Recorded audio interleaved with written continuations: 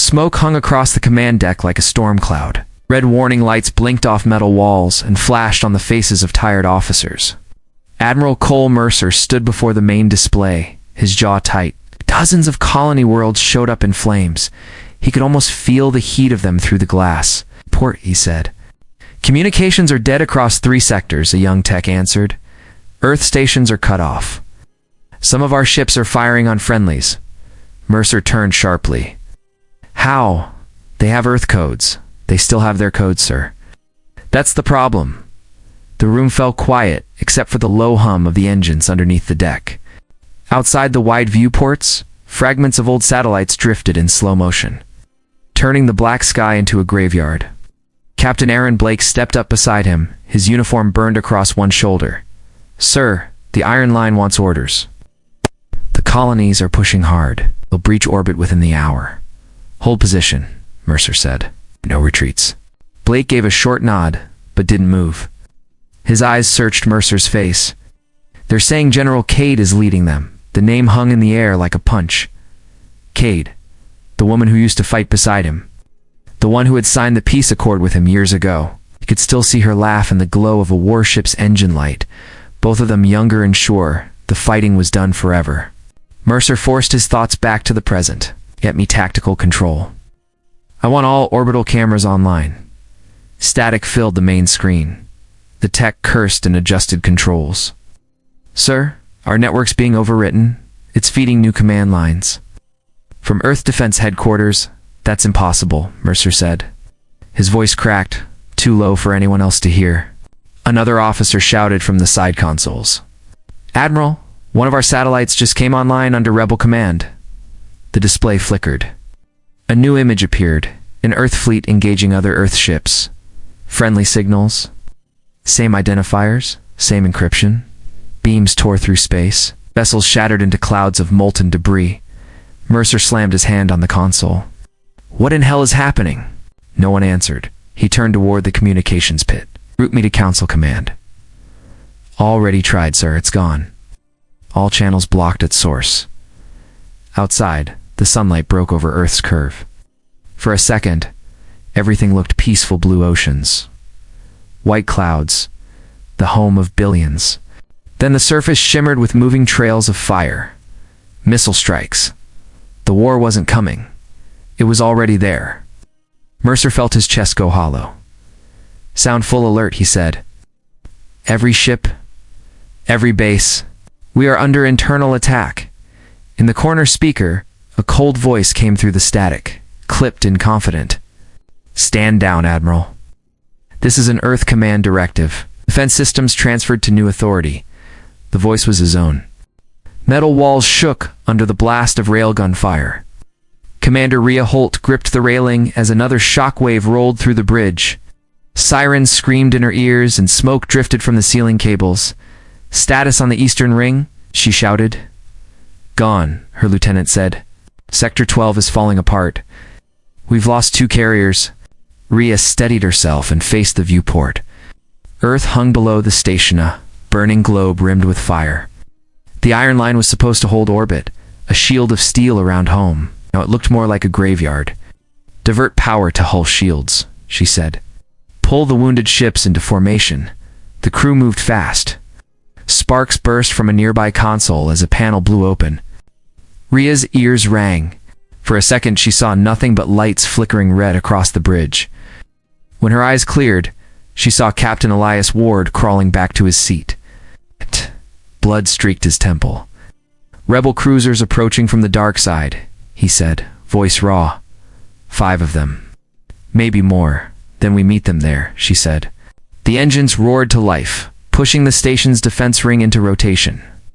The Iron Line's guns fired in steady rhythm, throwing waves of light into space. Rhea watched each burst leave the barrels. Each one meant lives spent, fuel lost, hope burning out. Commander Atek called out. "We just received new targeting codes. They came from Earth Command." Rhea frowned.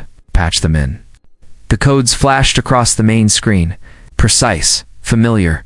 She recognized the authorization line. "Admiral Mercer." Everyone on the bridge seemed to ease for a moment. Then the targeting map shifted again, marking their own support ships as hostile. Rhea's stomach sank. Stop the update. Now. Too late. Automated turrets along the outer ring came alive and turned inward. Blinding light filled the viewport as several ships exploded in the distance. Alarms hit a higher pitch. One of the gunners screamed. Our own system locked us out.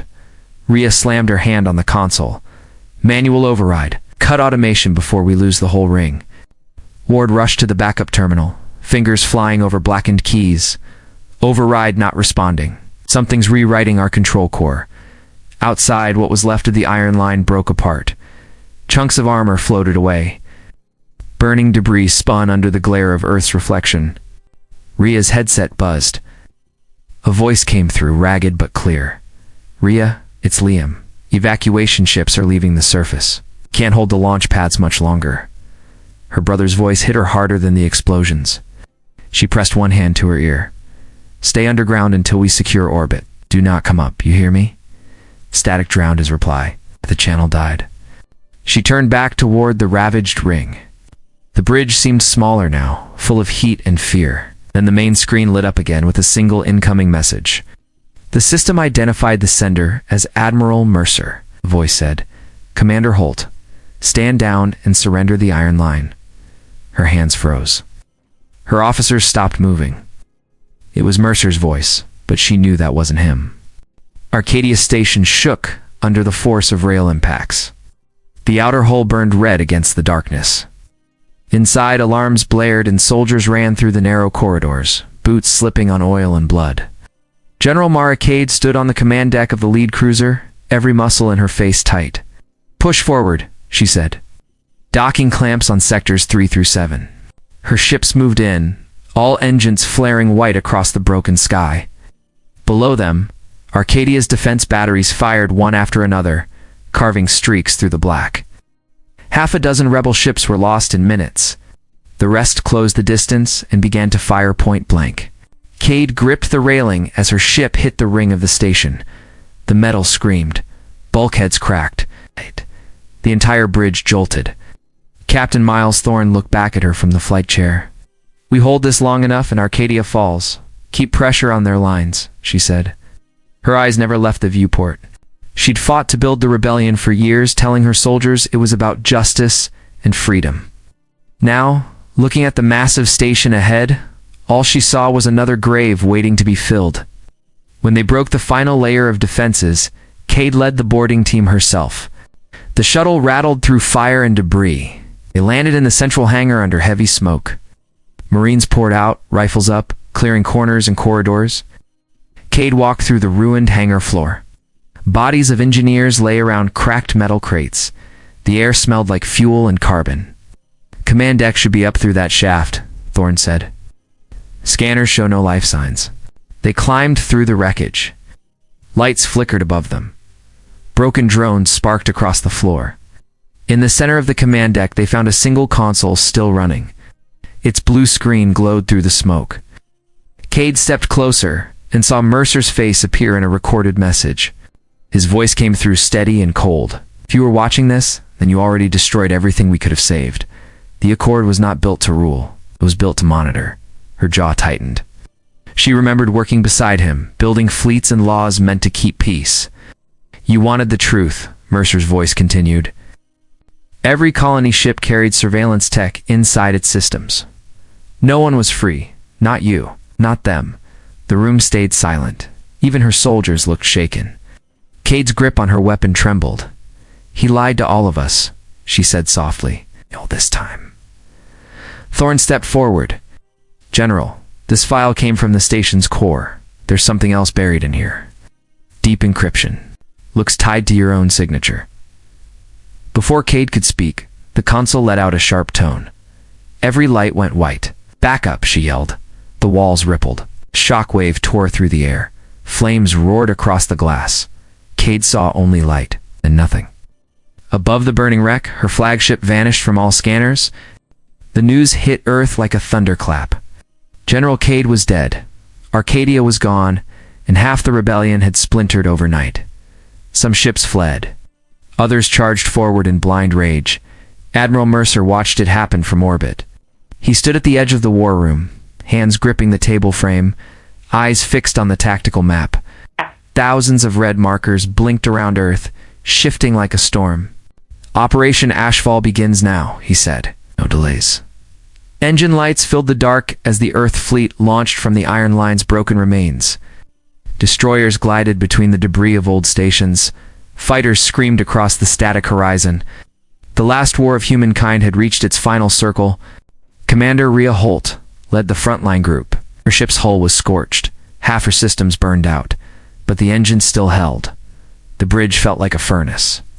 Power conduits buzzed, and the smell of melting insulation hung in the air.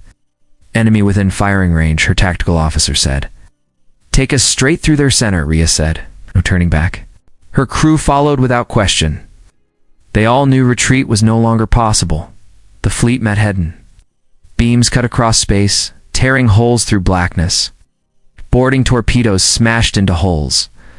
Alarm lights flashed across every corridor. Soldiers fought in zero gravity, rifles bursting among shards of metal and drifting bodies. Inside Earth Command's underground base, Liam Holt dragged himself through the smoke of a collapsed tunnel. His shoulder was bleeding, his headset cracked, but he carried a small data core pressed against his chest. The vault he had broken into was still burning behind him. He limped toward the elevator shaft and shouted into his radio. "Command, this is Holt. I have proof." The Council ran the whole war. Every side. Every order. The static crackled back. No answer. He switched channels. "Rhea, can you hear me?" "Ah!" Far above the planet, her ship rolled through anti-orbital fire. She heard his voice faintly through the speakers. "Liam, repeat that." "What proof?" "Rebellion." "Earth Command." "Mercer." "They all come from the same source," he said, coughing hard. "It's the Council. They built copies, replacements. They used us as their test." The comm line jittered, distorting his words, but one phrase came through clearly. "Mercer isn't who you think." Then the channel died. Rhea stared at the console, her chest tight. The battle outside blurred into flashes of red. "Commander, we've lost half the line," her officer shouted over the noise. Rhea set her jaw. "Keep firing. No one stops." On the command deck of another cruiser, Mercer watched her fleet fight. Sweat dripped from his brow. The transmission he had just received from Earth Command pulsed on his private screen. Asterisk contained the traitor Holt. "Terminate communication." Asterisk. He turned away from it, expression cold and unreadable. In the quiet between explosions, a crew member looked at him and frowned. "Sir, your orders came before the message was even sent." "How did you?" Mercer's eyes flicked up. For a second, they glowed faintly pale. The control room trembled with every impact. Screens flickered, showing collapsing fleets and breaking cities. Rhea Holt gripped the railing and locked her eyes on the central monitor.